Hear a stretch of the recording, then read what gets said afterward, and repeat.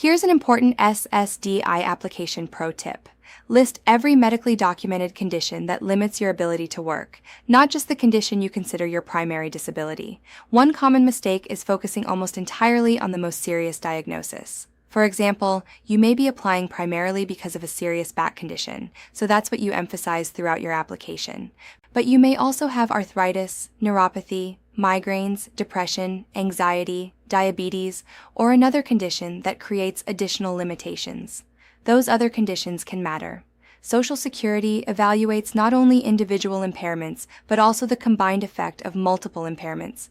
In fact, SSA's rules specifically require consideration of how impairments work together when evaluating a person's ability to function. Think about it this way. Your back condition might limit how long you can sit, stand, walk, or lift. Arthritis in your hands could make it difficult to grip, type, or handle objects repeatedly. Migraines might interfere with attendance or concentration. Anxiety or depression could make it harder to stay focused, interact with others, respond to workplace stress, or complete tasks consistently. The important question isn't simply, what diagnoses do you have? It's how do your medically determinable conditions, considered together, affect your ability to function in a work setting? Social Security uses something called a Residual Functional Capacity, or RFC, to assess what you can still do despite your limitations.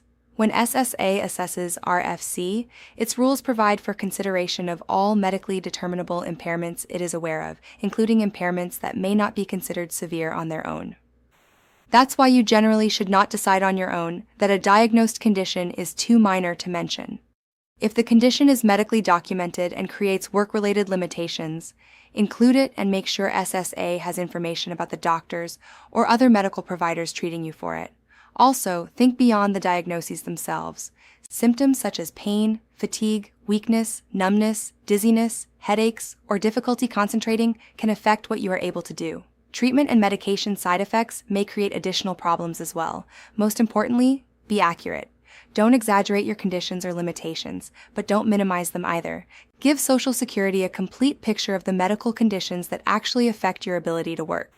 Disability Advocates Group helps SSDI applicants throughout the application and appeals process.